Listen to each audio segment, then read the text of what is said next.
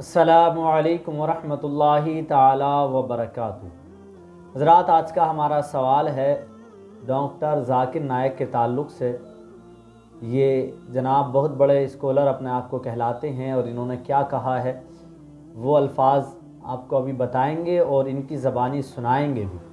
मुफ्ती साहब क़िबला की बारगाह में पहले इस सवाल को रखते हैं। हज़रत, आपने देखा होगा ये डॉक्टर ज़ाकिर नायक बहुत बड़ा स्कॉलर ये अपने आप को मानते हैं और इनके मानने वाले भी बहुत हैं, नौजवान तबका भी बहुत इनको सुनता है।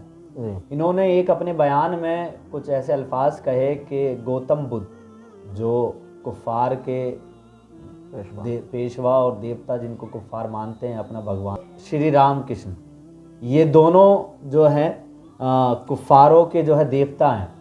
तो इनके बारे में डॉक्टर ज़ाकिर नायक ने कहा है कि ये दोनों जो है नबी हो भी सकते हैं, ना भी हो सकते।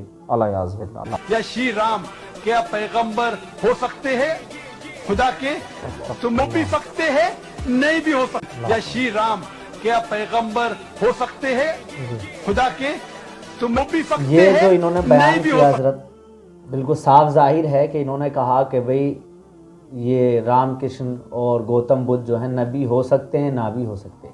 तो ये अकीदा रखने वाला शख्स क्या मुसलमान हो सकता है?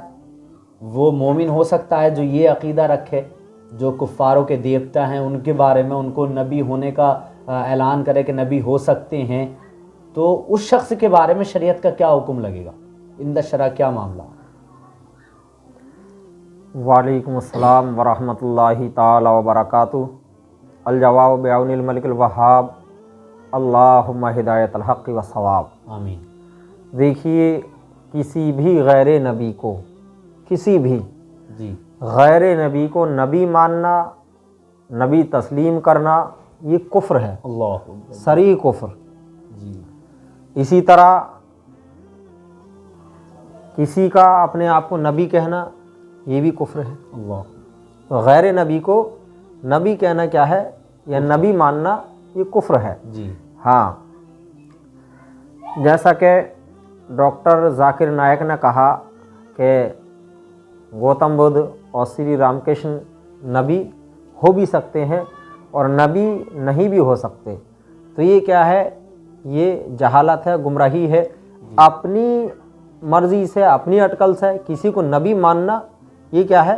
कुफ्र है। हाँ, कुफ्र है ये। जी तो इस तरह से इस्लाम में कोई भी जगह नहीं है कि साहब अपनी मर्ज़ी से किसी को नबी मान लिया जाए, बल्कि नबी होने के लिए दलील शरई का होना ज़रूरी है। जी बेशक। जब तक दलील शरई नहीं होगी किसी को नबी नहीं माना जा सकता। जी। ये कहना कि साहब कुरान में तो सब अंबिया इकराम के नाम ना है, ये हकीकत है, कुरान में सब अंबिया इकराम के नाम नहीं हैं। जी लेकिन फिर भी किसी को नबी मानने के लिए दलील शरई का होना ज़रूरी है। जी बिला दलील शरई किसी को भी नबी मानना, ये क्या है? कुफ्र है। जी हाँ, तो किसी को नबी ऐसा नहीं मान सकते।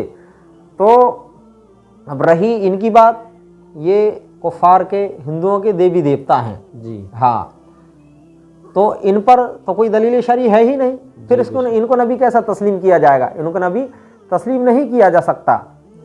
फतावा फ़क़ीह मिल्लत जिल्द 1 सफ़ा 24 पर है कि किसी शख्स को नबी कहने के लिए कुरान और हदीस से दलील होना ज़रूरी है। ज़रूरी। हाँ, कुरान और हदीस से दलील होना ज़रूरी है।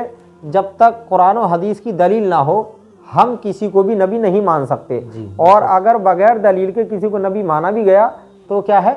कुफ्र हो जाएगा। कुफ्र हो जाएगा। हाँ, वो मोमिन नहीं रहेगा। जी। फतावा शार बुखारी जिल्द 1 सफ़ा 611 पर है कि किसी गैर नबी को नबी मानना, नबी जानना, ये कुफ्र है। जी बेशक।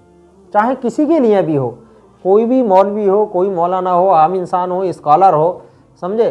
हाँ, कोई भी इंसान हो, अगर वो मुसलमान है तो उसके लिए ये ज़रूरी है कि जब तक कुरान और हदीस से कोई दलील ना मिल जा, दलील शरई ना मिल जा, किसी भी गैर नबी को नबी ना माने। और अगर बगैर दलील शरई के गैर नबी को नबी मानेगा तो क्या है? काफिर और मुर्तद हो जाएगा। अब फिर वो मुसलमान नहीं रहेगा। मुजद्दिद अल-फिसानी शेख अहमद सरहिंदी रहमतुल्लाह अलैहि ने अपने मकतूबात में तहरीर फरमाया कि दल्लू फ़अदल्लू, ये तो खुद गुमराह और गुमराहगर थे।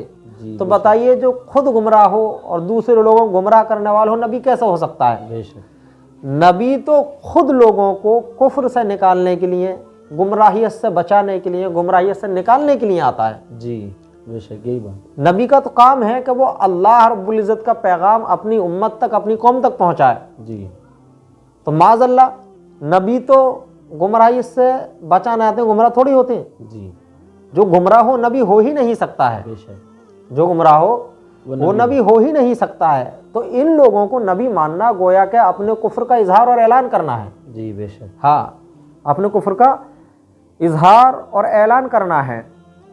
تو حضور نبی کریم صلی اللہ علیہ وسلم کے بعد تو کوئی نبی آ ہی نہیں سکتا ہے۔ جی اب کوئی یہ کہے کہ ان سے پہلے ہو سکتے ہیں تو اس پر کوئی دلیل شرعی ہے نہیں، تو بغیر دلیل شرعی کے کسی کو بھی نبی ماننا یہ کفر ہے۔ جی بے ہاں، اور جو ہے حضور سرکار صدر الشریعہ بہار شریعت جلد 1 صفحہ 52 پر ارشاد فرماتے ہیں کہ انبیاء کرام کی جو تعداد ہے وہ بھی متعین کرنا درست نہیں ہے۔ جی بے شک آپ نے کتنا احتیاط فرمایا ہے۔ آپ فرماتے ہیں انبیاء کرام کی جو تعداد ہے اس کو بھی متعین کرنا درست نہیں ہے۔ جی بے شک ہاں کہ صاحب جو ہے تعداد متعین کر دی جائے کہ اتنے نبی ہیں اور اتنے نبی ہیں، اس لیے کہ تعداد متعین کرنا درست یوں نہیں ہے کہ ہو سکتا ہے، اس میں یہ احتمال ہے، اس میں یہ امکان ہے کہ اگر ہم مثال کے طور پر یہ کہہ دیں 1,24,000 یا 2,24,000، اور تو اب اس میں احتمال یہ ہے کہ ہو سکتا ہے 2,24,000 سے زیادہ نبی ہوں، بے شک تو اس میں کیا ہے؟ پھر جو 2,24,000 سے زائد نبی ہیں ان کا غیر نبی ماننا لازم آئے، یہ بھی کفر ہے۔ اللہ اور اگر 2,24,000 سے کم ہے تو جو ہم زائد کو نبی بتا رہے ہیں تو یہ بھی کفر ہے۔